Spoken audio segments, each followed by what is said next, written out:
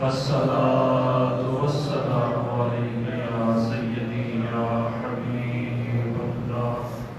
الصلاة والسلام عليك يا شفيع المذنبين وعلى آلك وأصحابك يا خاتم النبيين. بعد از حمد الصلاة قرآن مجید، فرقان حمید، برہان رشید، بے مثل و بے مثال اللہ پاک کی جلال کتاب قیامت تک کے لوگوں کے لیے راہ ہدایت ہے، متقین کے لیے بالخصوص ہدایت کا ذریعہ ہے، منبع ہے، مرکز ہے. جس نظر سے اس کو دیکھا اور پڑھا جاتا ہے اسی نظر کا کرشمہ اور کمال اس میں اتر جاتا ہے.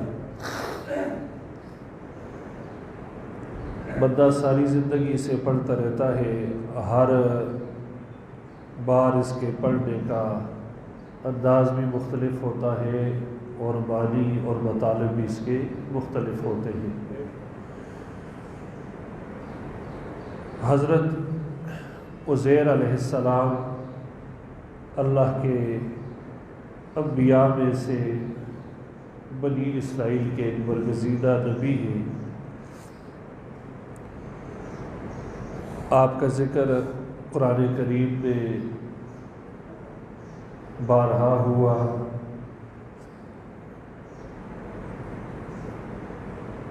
جب بخت نصر نے بیت المقدس کو تباہ و برباد کیا اور لاکھوں کی تعداد میں وہاں بنی اسرائیل کو قتل کیا، ان میں سے کئی وہاں سے بھاگ کر دور دراز علاقوں میں پناہ لے لی اور لاکھوں کی تعداد میں بخت نصر نے بنی اسرائیل کو اپنا غلام اور لونڈیاں بنا لیا اور شہر کو ایسے ملیہ بیٹ کیا کہ اس کا نام و نشان تک باقی نہ رہا. بخت نصر یہ کافر بادشاہ تھا اور اس وقت یہ اس پورے خطے میں اس کی حکمرانی تھی. جو قیدی بخت نصر کی قید میں آئے ان میں اللہ کا یہ نبی حضرت عزیر علیہ السلام بھی موجود تھے. کافی عرصے بعد جب قید سے رہائی ہوئی، عزیر علیہ السلام اپنے شہر بیت المقدس میں واپس آئے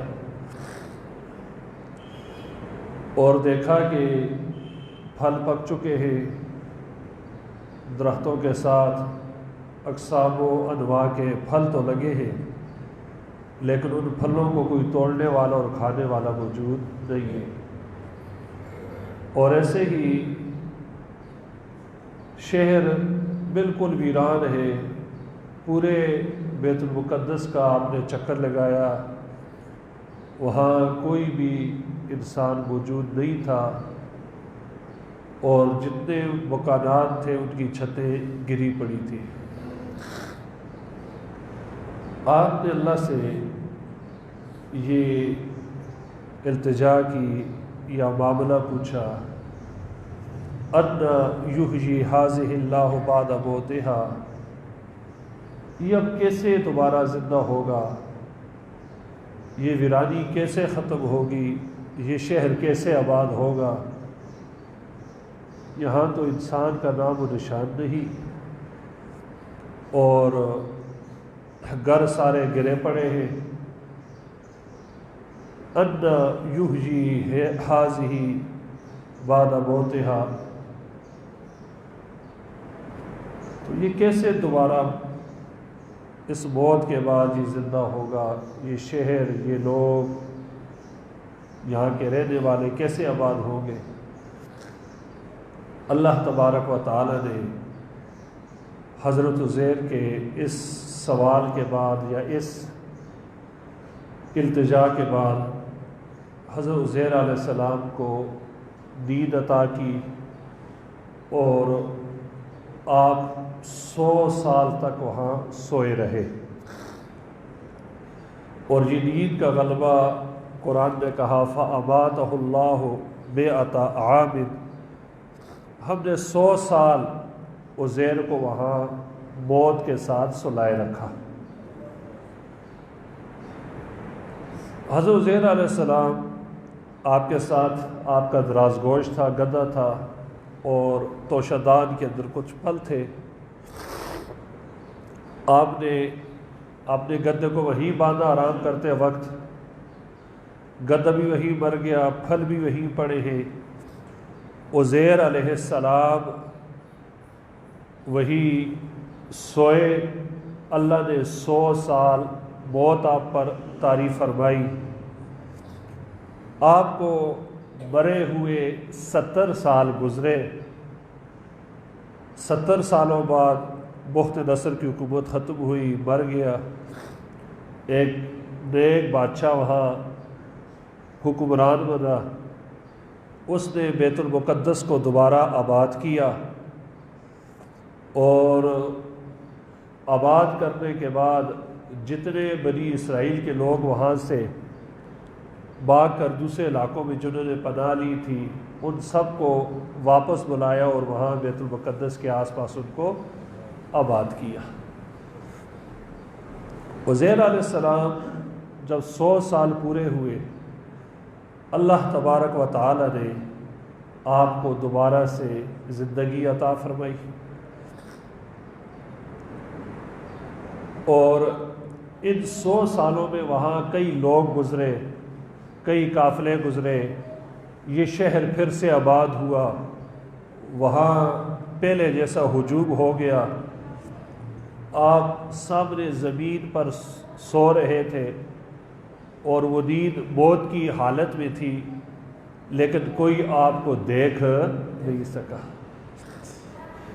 اللہ تبارک و تعالی نے نظروں کے سامنے ہوتے ہوئے بھی آپ کو نظروں سے اوجھل رکھا، یعنی اس عالم میں ہوتے ہوئے بھی، بعدی عالم اور اس عالم شہادت میں ہوتے ہوئے بھی اللہ پاک نے آپ کو عالم الغیب میں رکھ دیا۔ 100 سال بعد جب آپ زندہ ہوتے ہیں تو اللہ تبارک و تعالی ارشاد فرماتا ہے فَأَمَاتَهُ اللَّهُ مِئَةَ عَامٍ ثُمَّ بَعَثَهُ، پھر زندہ کیا۔ قَالَ كَمْ لَبِثْتَ، اے عزیر یہ بتا کتنا عرصہ گزرا تجھے سوئے ہوئے؟ تو جب عزیر بیت المقدس میں آیا تھا، صبح کا وقت تھا، ابھی سورج نکلا تھا، تو جب دیکھا کہ اب سورج ڈلنے کے قریب ہے، تو کہنے لگا قال لبثت یوما، صبح آیا تھا، ابھی مغرب ہونے والی ہے، تو ایک دن میں یہاں سویا رہا۔ پھر او بعد یوم، کہا نہیں ابھی دن پورا تو نہیں ہوا، ابھی تو عصر ہے، ابھی سورج ڈلے گا، غروب ہوگا، یا اللہ ایک دن یا دن کا کچھ حصہ۔ اللہ رب العزت نے ارشاد فرمایا قال بل لبثت 100 عام، اے عزیر تو 100 سال یہاں ٹھہرا رہا، 100 سال یہاں ٹھہرا رہا۔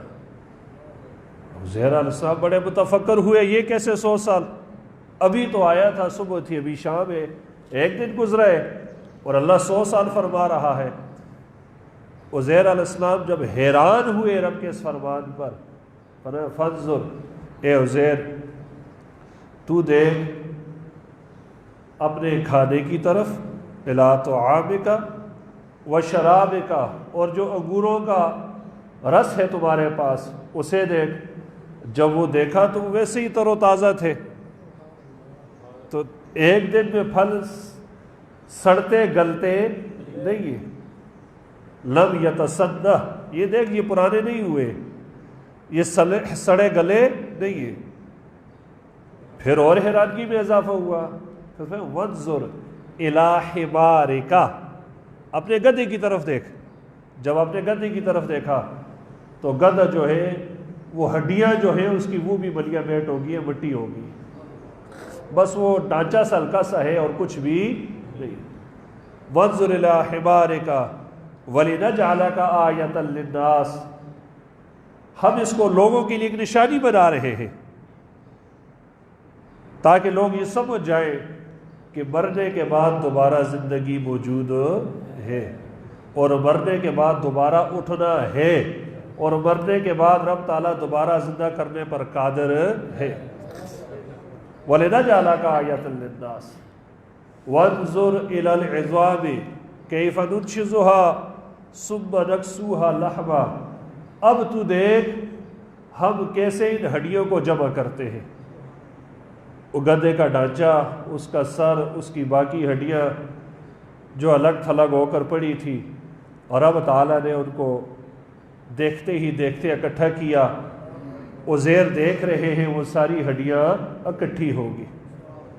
پھر رب تعالیٰ نے گوشت کو حکم دیا کہ جیسے پہلے تھا ویسے ہی گوشت اس گدھے کے اوپر دوبارہ سے جڑ گیا، اور اس کے اوپر سارا گوشت ہڈیوں پر چڑھ گیا۔ وانظر الی العظام کیف ننشزها ثم نکسوها لحما، دیکھ ہم کیسے ہڈیوں کو جوڑتے ہیں اور اس کے اوپر کیسے گوشت چڑھاتے ہیں۔ فلما تبین له، جب اللہ نے سارا یہ منظر عزیر کو دکھایا تو عزیر علیہ السلام نے عرض کیا، اعلم، اے اللہ میں جانتا ہوں، ان اللہ علی کل شیء قدیر، تو ہر شے پر قادر ہے، تو ہر شے پر قادر ہے۔ کہنے کا مقصد یہ ہے کہ مرنے کے بعد زندگی، ہمارا یہ تصور ہے کہ بندہ مر گیا اب دوبارہ اس جہان میں زندہ نہیں ہوگا۔ اب آپ کے سامنے کوئی کہے کہ ہفتہ پہلے وہ بندہ مرا تھا، آج وہ ہمارے ساتھ جمعہ پڑھنے آیا ہے، تو یقین کریں گے آپ؟ بولیے۔ اگر وہ قسم اٹھائے تو پھر کوئی یقین کرے، جھوٹے ہے بھائی۔ اب مرنے کے بعد دوبارہ کیسے زندہ ہوگا؟ وہ تو اگلے جہان میں ہوگا۔ تو رب تعالیٰ نے ناممکن کو ممکن بنایا، فرمایا جسے تم ناممکن سمجھ رہے ہو اللہ اس پر قادر ہے، اللہ وہ کر سکتا ہے، لہذا اللہ کی رحمت سے مایوس تمہارے لیے ناممکن ہے۔ بیمار ہے، تم کہتے نہیں جی، ڈاکٹر کہتے ہیں لا علاج ہو گئے، اس کے بعد پھر وہ بندہ 8-10 سال جیتا ہے، ڈاکٹر کہتے ہیں پتہ نہیں بچے گا نہیں بچے گا، پھر بھی بچ جاتا ہے، سیدھا سارا بندہ ہوتا ہے وہ مر جاتا ہے۔ اللہ ہر شے پر قادر ہے، یہ بندے کے معاملات ہیں، بندہ عاجز آ جاتا ہے، اللہ عجز سے پاک ہے، اللہ قدرت والا ہے، اللہ اختیار والا ہے۔ عزیر علیہ السلام نے گدھے کو دوبارہ سے زندہ ہوتے دیکھا، گدھا بالکل وہ ختم ہو گیا تھا، ہڈیاں اس کی گل سڑ گئی تھی، لیکن 100 سال تک وہ فروٹ، وہ پھل، وہ ایسے ہی تر و تازہ رہے۔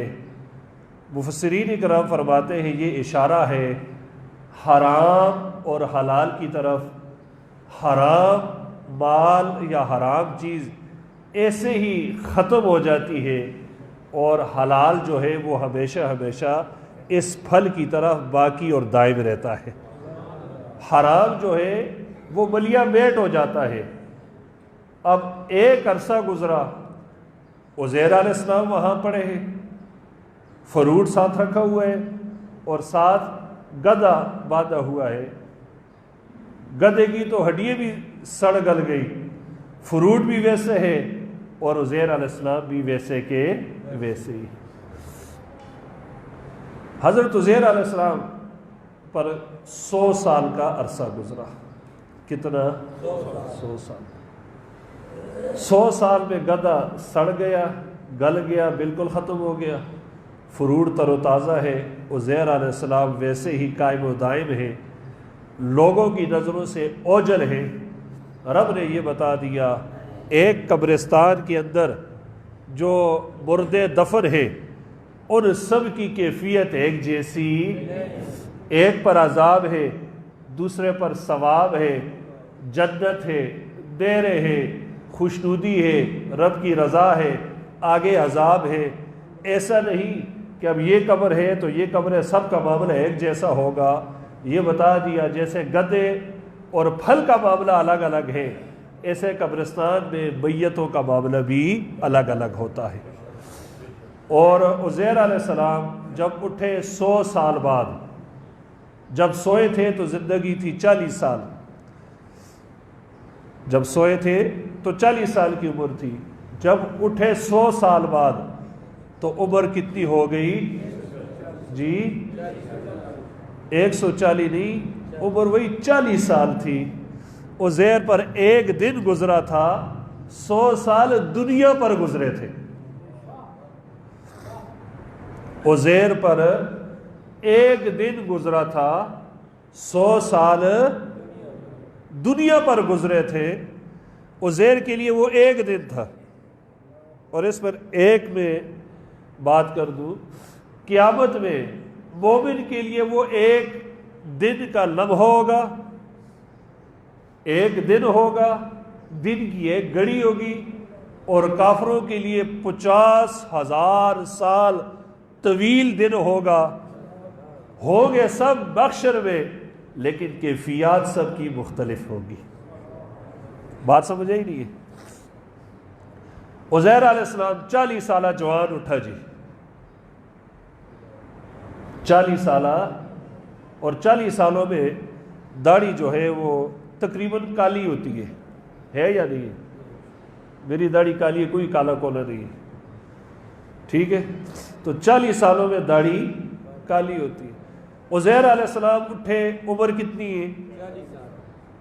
بولیے، نیندر تو نہیں آگئی؟ میں دراصل مضمون اور دیکھ کر آیا تھا، وہ تھوڑا سا مشکل تھا، تو میں نے کہا عید کے بعد ہیں، سارے تازے تازے ہوئے ہیں، وہ اگلے جمعے میں بیان کریں گے۔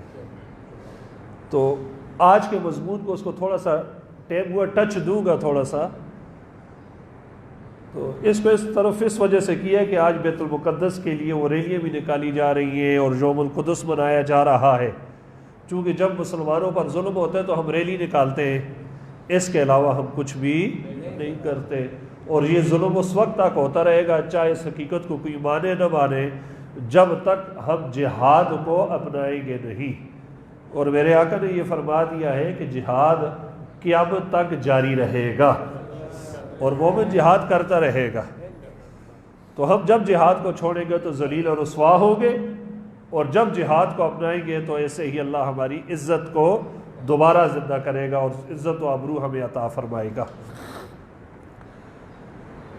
تو عزیر علیہ السلام 40 سال کی عمر میں دوبارہ زندہ ہوئے، گزرے آپ پر 100 سال، تو 100 سالوں کی نشانی بھی ہوئی، 40 سال کی عمر جوانی ہوئی، 100 سالوں میں بال اور داڑھی سفید ہو گئے،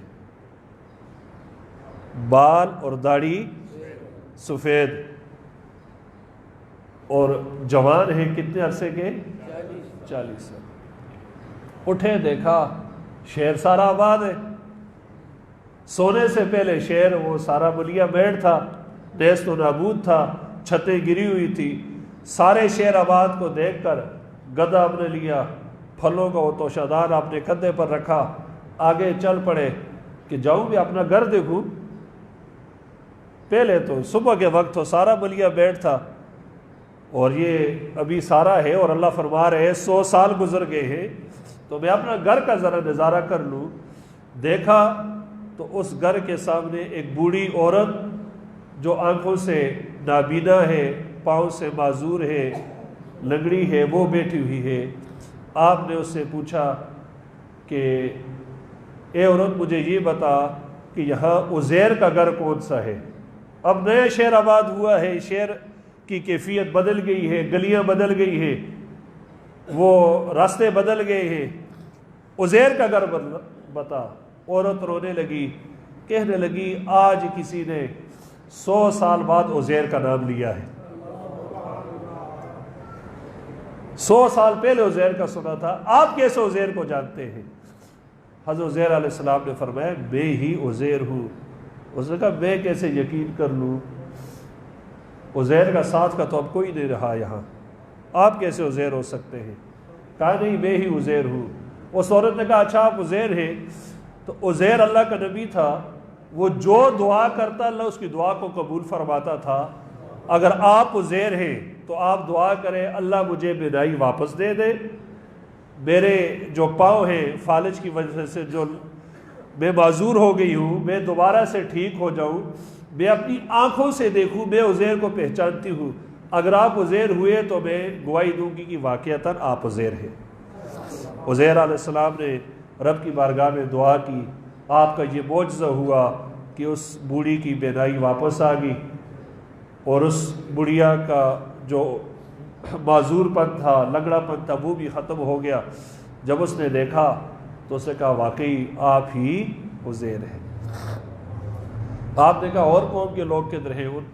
اس بوڑھی عورت نے کہا وہ آگے فلاں جگہ پر سارے بیٹھے ہوئے ہیں، آؤ میں تمہیں وہاں لے کر جاتی ہوں۔ جب وہاں مجلس لگی ہوئی تھی، اس مجلس میں وہ بوڑھیا گئی اور ان لوگوں سے کہا یہ دیکھو کہ میرے ساتھ کون آیا ہے۔ لوگوں نے دیکھا، کہا یہ کون ہے؟ تو انہوں نے کہا کہ یہ حضرت عزیر علیہ السلام ہیں۔ تو سب نے انکار کیا، کہا یہ عزیر نہیں، عزیر کو تو گئے ہوئے کافی عرصہ ہو گیا، اس کے بعد کسی نے نام بھی نہیں سنا، کسی نے دیکھا تک نہیں ہے، یہ کیسے عزیر ہو سکتے ہیں؟ حضرت عزیر علیہ السلام کے وہاں بیٹے موجود تھے، تو ایک بیٹے نے کہا کہ میرے باپ کی نشانی یہ ہے کہ آپ کی 2 قدوں کے درمیان ایک تل سا تھا جو چاند کی شکل کا تھا، اگر آپ مجھے وہ دکھا دیں، اگر وہ ہو تو میں مان جاؤں گا کہ آپ عزیر ہیں۔ آپ نے اپنے وہ چادر اوپر کی تو دیکھا وہ تل وہاں موجود تھا۔ اس مجلس میں آپ کے بیٹے موجود، پوتے موجود، بیٹے اور پوتے عمر میں آپ سے بڑے، جسمانی ساخت میں آپ سے بڑے، لیکن ہیں بیٹے اور پوتے۔ یہ تاریخ کا وہ واحد دادا اور باپ ہے جو اپنے بیٹوں سے چھوٹا ہے۔ یہ رب کی قدرت کی نشانیاں ہیں۔ وَلِنَجْعَلَكَ آیَةً لِلنَّاسِ، ہم لوگوں کے لیے یہ نشانیاں بناتے ہیں، عبرت ہے اس میں لوگوں کے لیے کہ رب جو چاہے وہ کر سکتا ہے، رب جیسے چاہے وہ کر سکتا ہے۔ ہماری سوچیں محدود ہیں، ہماری عقلیں محدود ہیں، ہمارا یہ سوچ کا دائرہ کار محدود ہے، ہم سمجھتے ہیں یہی سب کچھ ہے۔ تو عزیر علیہ السلام پر ایک اور نے سوال کیا کہ جو اللہ کے نبی عزیر تھا، اس وقت وہ جو اللہ کی کتاب ہوتی وہ اللہ کے انبیاء کو یاد ہوتی تھی، تو کہا تورات انہیں ساری یاد تھی، آپ ہمیں تورات سنا دیں تو ہم مان جائیں گے آپ عزیر ہیں۔ حضرت عزیر علیہ السلام نے ان کو تورات پڑھ کر سنانی شروع کر دی۔ جب تورات سنائی تو ایک شخص بولا مزے کی بات یہ ہے کہ ہم میں سے تورات کسی کو بھی نہیں آتی، اس لیے کہ بخت نصر نے جب حملہ کیا تھا 40,000 علماء جو تورات کے عالم تھے، ان 40,000 کو چن چن کر اس نے شہید کیا تھا۔ یعنی یہ ہر وقت کی حکومتوں کا ایک کام ہے کہ علماء کو قتل اور شہید کرنا اور ان کو تکلیفیں دینا، یہ شروع سے ہوتا آیا ہے کہ سب سے پہلا ٹارگٹ جو ظالم حکمران ہوتا ہے اس کا عالم ہوتے ہیں، اس کا وہ نیک لوگ ہوتے ہیں جو دین کے پیروکار ہیں، اور جب بھی کوئی ایسا دیکھے تو سمجھے یہ حکمران ظالم ہے جو دینی معاملات میں اللہ کی اس مخلوق جو دین کے لیے کھڑی ہے ان کے لیے جب روڑے اٹکانا شروع کر دے تو سمجھے یہ حکمران ظالم ہے، اور ان کا وقت پھر کم رہ جاتا ہے، اور ان کی ذلت اور رسوائی کا وقت شروع ہو جاتا ہے۔ آپ لوگوں نے ایسے ایسے لوگ دیکھے ہوں گے اپنی زندگی میں حکمران کہ جنہوں نے اسپیکر پر پابندی لگائی، جنہوں نے اللہ کے نیک لوگوں کو جو ہے وہ پھانسیاں دی، یا انہوں نے کسی قسم کے معاملات کیے، تو وہ آج ذلیل و رسوا ہو رہے ہیں۔ اور ایسے ہی جب تک قیامت تک یہ معاملہ چلتا رہے گا، ظالم حکمران اپنا کام کرتے رہیں گے، اللہ اس کے بعد ایک نیک عادل شخص کو لے آئے گا جو ان سب کا بلیہ بیٹ کر دے گا۔ تو حضرت عزیر علیہ السلام نے جب تورات سنائی، انہوں نے کہا میں تو تورات جانتا نہیں، لیکن ہاں ہمیں معلوم ہے کہ ایک نسخہ تورات کا فلان جگہ ہم نے دفن کیا ہے، وہاں سے ہم نکال کر لے آتے ہیں، تو آپ ہمیں سنا لیں۔ وہاں سے نسخہ لایا گیا، عزیر علیہ السلام نے تورات سنائی، انہوں نے کہا واقعی آپ عزیر ہیں، یہ بتائیے کہ آپ اتنے جوان کیسے؟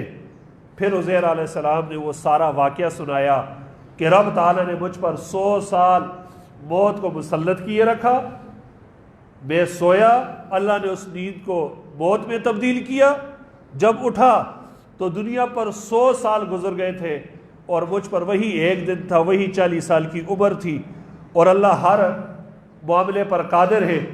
جب لوگوں نے یہ ساری کہانی سنی، سارا معاملہ سنا، تو انہوں نے کہا اے عزیر، لگتا ایسے ہے کہ تو اللہ کا نبی نہیں بلکہ اللہ کا بیٹا ہے، الیاذ باللہ۔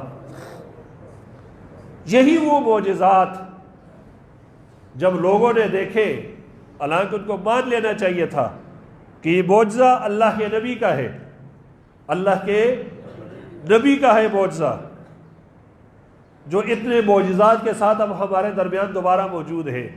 لیکن انہوں نے یہ چند معجزات دیکھے کہ 100 سال بعد زندہ ہو جانا، آپ کا جو گدھا ہے وہ سڑنے جلنے کے بعد، گلنے کے بعد دوبارہ سے زندہ ہو گیا، پھل ویسے ہی تر و تازہ ہو گئے، آپ نے تورات ویسے ہی سنا دی، آپ کی دعا ویسے ہی مقبول ہوگی، وہ نشان تل والا ویسے ہی موجود ہے، اپنی اس قوم کے اندر پوتوں اور بیٹوں کے اندر دوبارہ سے آپ موجود ہیں۔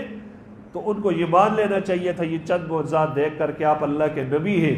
انہوں نے کہا نہیں، اگر یہ کوئی کر سکتا ہے تو وہ اللہ کا بیٹا ہو سکتا ہے۔ جب یہ سابقہ مثالیں دنیا میں موجود تھی، ہمارے آقا و مولا کثیر معجزات لے کر جب دنیا میں تشریف لائے، ساتھ ہی آپ نے یہ فرما دیا انما انا بشر مثلکم، خبردار مجھے اللہ کا بیٹا مت کہنا، میں تمہاری مثل ایک بشر ہوں۔ بات سمجھے ہی نہیں ہے، چونکہ نبی جو ہوتا ہے وہ بشر ہوتا ہے، نبی جو ہوتا ہے وہ بشر ہوتا ہے۔ کہنے کا مقصد و مدعا یہ ہے، بخت نصر جو ایک لاوارث بچہ نصر بت کے پاس، کسی کا یہ پیدا ہوا حرام کا بچہ، وہ اس نے آ کر ادھر بت خانے میں رکھ دیا۔ جب قوم والے صبح آئے تو نصر بت کا نام ہے، اس کے پاس ایک بچہ پڑا ہوا ہے، تو انہوں نے وہاں سے بچہ اٹھایا، پوچھا یہ کس کا ہے؟ اب کون بتائے کس کا ہے؟ تو بخت کہتے ہیں بچے کو، بیٹے کو، تو کہا یہ اس بت جس کا نام نصر ہے اس کا بیٹا ہے، بخت نصر، یہ نصر بت کا بیٹا ہے۔ یہ لاوارث بچہ جب بڑا ہوا، ظالم بادشاہ بنا اور بیت المقدس کو تباہ و ویران کیا، لاکھوں کی تعداد میں وہاں سے لوگوں کو نکالا اور لاکھوں کی تعداد میں قتل کیے، لاکھوں کی تعداد میں وہاں قیدی ہوئے۔ پھر اللہ تبارک و تعالی نے بیت المقدس کو دوبارہ آباد فرمایا۔ ان اللہ علی کل شیء قدیر، بے شک اللہ ہر شے پر قادر ہے۔ لیکن مقام عبرت یہ ہے کہ مسلمانوں نے جہاد چھوڑ دیا، مسلمانوں نے وہ میرے نبی کا فرمان چھوڑ دیا۔ قرآن کریم میں ایک قوم کا واقعہ ہے، حضرت ذوالکفل علیہ السلام کی قوم کا۔ حضرت ذوالکفل آپ ہی حضرت حزقیل علیہ السلام ہیں، اور حضرت موسیٰ علیہ السلام کے آپ تیسرے خلیفہ ہیں۔ پہلے خلیفہ جو آپ کے ساتھ اس مشہور سفر میں تھے جس میں حضرت خضر علیہ السلام سے ملاقات ہوئی، حضرت یوشع بن نون، اور دوسرے خلیفہ جو ہیں وہ حضرت کالب بن برخیہ، اور تیسرے خلیفہ حضرت ذوالکفل۔ آپ کو ذوالکفل اس وجہ سے کہا جاتا ہے کہ آپ نے 70 انبیاء کرام کو اپنی کفالت میں رہ کر قتل ہونے سے بچایا، کہ لوگ جن کو قتل کرنے کے لیے آئے تو آپ نے اپنی کفالت میں لے کر ان کو قتل سے بچایا۔ اور حزقیل اس وجہ سے کہا جاتا ہے کہ آپ کی والدہ نے جب آپ کو جنا، یعنی جب آپ کی پیدائش ہوئی، اس وقت آپ کی والدہ انتہائی بڑھیا تھی، بڑھاپے میں تھی، تو والدہ کو بڑھاپے میں اللہ نے یہ بیٹا دیا، اس بڑھاپے میں بیٹے کی وجہ سے آپ کو حزقیل کہا جاتا ہے۔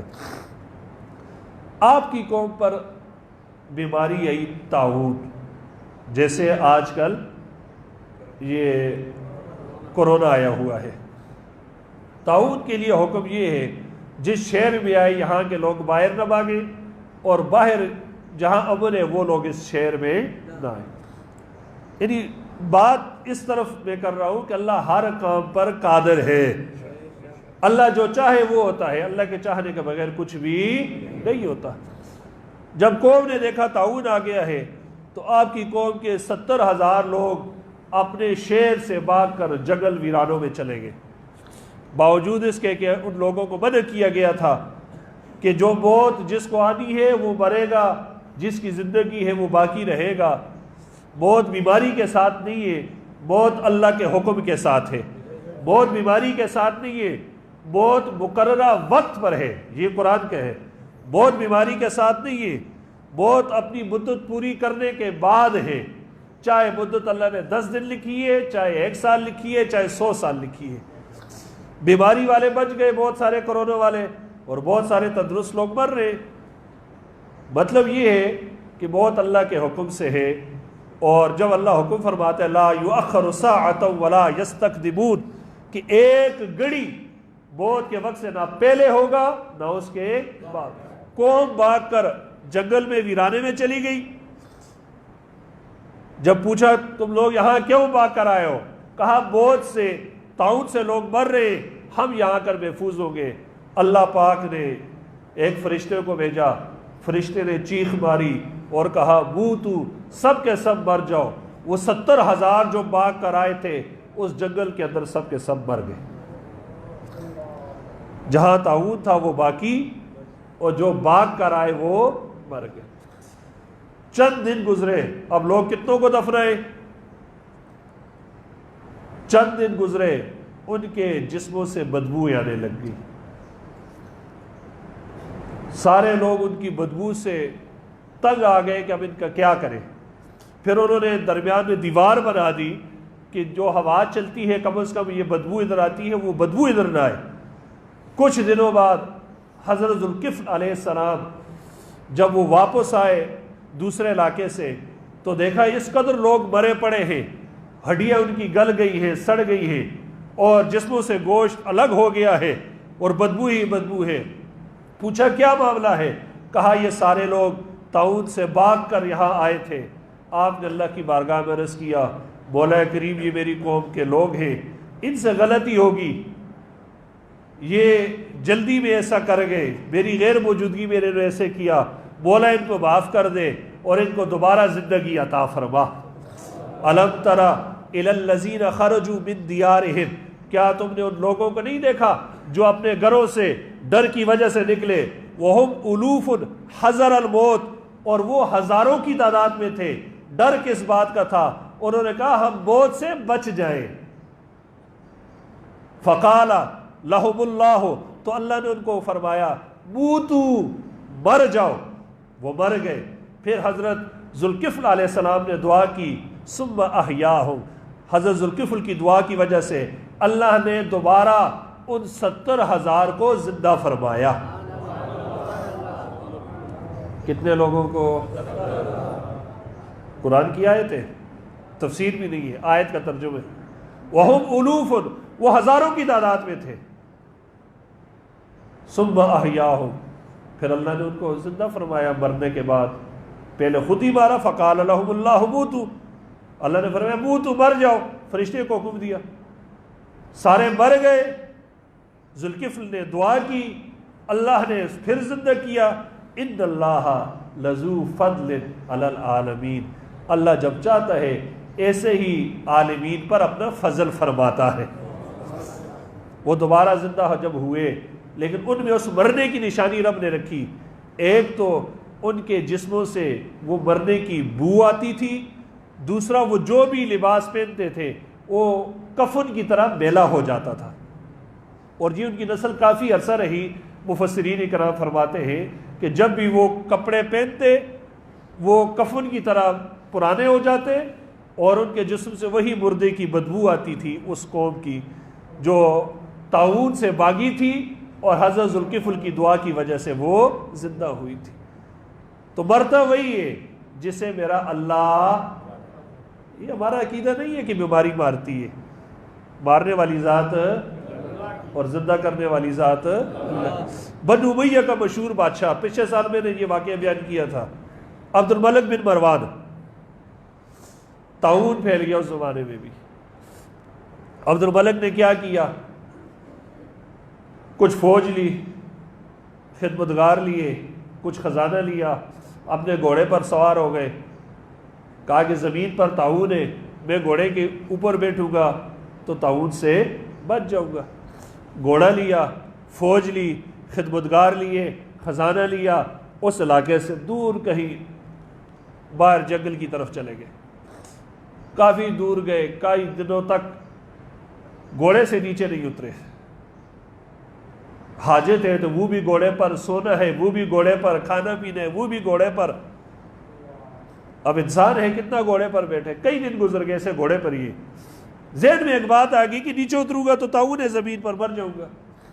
ساتھ غلام تھا، دور اندیش تھا، اس سے کہا بابا جی کوئی ایسا واقعہ سنائے کہ جس سے مل کر دل کو سکون ملے۔ اس بابے نے واقعہ سنایا۔ وہ بابے بھی بڑے اعلیٰ کوالٹی ہوتے تھے نا، آج کل کے بابے بھی اللہ ہی معاف کرے۔ تو وہ بابا جی جو ان کے خدمتگار تھے، جو ان کے مشیر تھے، انہوں نے واقعہ سنایا کہ ایک لومڑی نے شیر سے دوستی کر لی، اس غرض سے کہ شیر جنگل کا بادشاہ ہے تو کسی جانور کی یہ ہمت نہیں ہوگی کہ وہ مجھے آ کر کھائے گا، اور جانور بھی سارے اس لومڑی سے دور رہتے، لومڑی پر حملہ نہ کرتے، کہیں ایسا نہ ہو کہ لومڑی کو کچھ کہا تو بادشاہ سلامت ناراض ہو جائیں گے۔ ایک دن لومڑی شیر کے پاس ہی بیٹھی ہوئی تھی، اتنے میں ایک عقاب آیا اور لومڑی پر جپٹنے کی کوشش کی۔ جیسے ہی جپٹا تو لومڑی شیر کے قریب ہوگی، عقاب کا وار خالی گیا اور عقاب اڑ گیا۔ بادشاہ نے کہا کیا ہوا؟ کہا عقاب نے مجھ پر حملہ کیا تھا، میں ابھی بچ گئی ہوں، بادشاہ سلامت، آپ میری حفاظت کریں۔ اس نے کہا ٹھیک ہے، آپ میری دوست ہو، خدمتگار ہو، ایسا کرو میری پیٹھ پر سوار ہو جاؤ۔ لومڑی بادشاہ کی پیٹھ پر سوار ہو گئی۔ اب عقاب کے لیے اور آسان ہو گیا، عقاب اوپر سے آیا، لومڑی کو پنجوں میں دبوچا اور لے گیا۔ لومڑی نے کہا بادشاہ سلامت، میں آپ کی خدمتگار تھی، آپ کی دوست تھی، آپ نے کہا تھا کہ میں ہر طرح سے تمہاری حفاظت کروں گا، عقاب مجھے اڑا کر لے گیا، اس نے شکار بنا لیا، تم نے میری حفاظت نہیں کی۔ تو شیر نے جواب دیا میں جنگل کا بادشاہ ہوں، میں زمین پر تمہاری حفاظت کر سکتا ہوں، جو بلا جو مصیبت آسمان سے آئے میں اس کو نہیں روک سکتا۔ اس دور اندیش شخص نے خلیفہ عبد الملک بن مروان سے، اس بادشاہ سے یہ کہا کہ یہ جو فوج ہے، یہ جو آپ کے دستے ہیں، یہ خدمتگار ہیں، یہ گھوڑا ہے، یہ جتنے بھی آپ کے معاملات ہیں، یہ زمینی بلاؤں سے آپ کو بچا سکتے ہیں۔ جو بلا آسمان سے اترے اس سے آسمان والا ہی بچا سکتا ہے، زمین والا نہیں بچا سکتا۔ ان اللہ علی کل شیء قدیر، اللہ ہر شے پر قادر ہے۔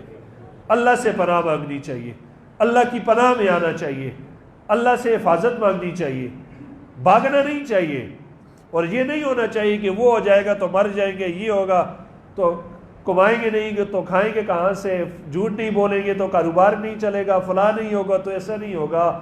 یہ جو مثالیں ہیں کہ مرنے کے بعد بھی اللہ زندہ رکھتا ہے، زمین پر پڑا ہوا بندہ بھی ہمیں نظر نہیں آتا، بہت ساری ایسی چیزیں جو موجود ہیں ہم دیکھ نہیں سکتے، بہت ساری ایسے ہیں جو جن کو دیکھتے ہیں چھو نہیں سکتے، بہت ساری ایسے ہیں جن کو محسوس کرتے ہیں ان سے ہم فائدہ نہیں اٹھا سکتے، بہت ساریوں سے فائدہ اٹھاتے ہیں ان کو محسوس کرتے ہیں لیکن چھو نہیں سکتے۔ پکڑ نہیں سکتے، اپنی گرفت میں نہیں لا سکتے۔ اللہ ہر شے پر قادر ہے۔ اللہ کی پناہ میں آ جاؤ، اللہ پر اپنا کامل یقین رکھیں۔ اللہ نے جو وقت مقرر کیا ہے وہی ہوگا، اور جو پچھلی مثال دی ہے کہ حضرت ذوالکفل کی قوم کے 70,000 مرے دوبارہ زندہ ہوئے، یہ اللہ تبارک و تعالیٰ نے صحابہ کرام کے لیے آیت نازل فرمائی کہ جب جہاد کا حکم ہوا تو منافقوں نے کہا ہم جائیں گے، آگے تعداد زیادہ ہے، ہماری تعداد کم ہے، ہم تو مارے جائیں گے۔ صحابہ تو تیار ہو گئے، بیچ میں صفوں میں منافق بھی ہوتے، انہوں نے کہا ہم مارے جائیں گے۔ اللہ تبارک و تعالیٰ نے ارشاد فرمایا جو موت کے ڈر سے بھاگے تھے اللہ نے ان کو موت دے دی، اور جو موت کے منہ میں بیٹھے تھے اللہ نے ان کو زندہ رکھا۔ لیکن اس تمام کے باوجود تدابیر جو ہیں وہ انسانی معاملات میں شامل ہیں۔ تدابیر یہ کوئی اس کے مخالف نہیں ہے، بچنے کی تدبیر کرنا یہ نہیں کہ بندہ اوپر پہاڑ سے چھلانگ لگائے کہ زندگی اللہ کے ہاتھ میں، ایسا نہیں ہوتا۔ کوئی بندہ زہر کھا لے، آپ نے آپ کو گولی مار لو، اور کہ یہ اس چیز پر اس کا عمل نہیں ہوتا۔ تو اللہ ہر شے پر قادر ہے، مسلمان اللہ پر کامل بھروسہ رکھتا ہے، اللہ پر بھروسہ رکھنا چاہیے۔ اللہ پاک ہم سب کی حفاظت فرمائے۔ وآخر دعوانا ان الحمد للہ رب العالمین۔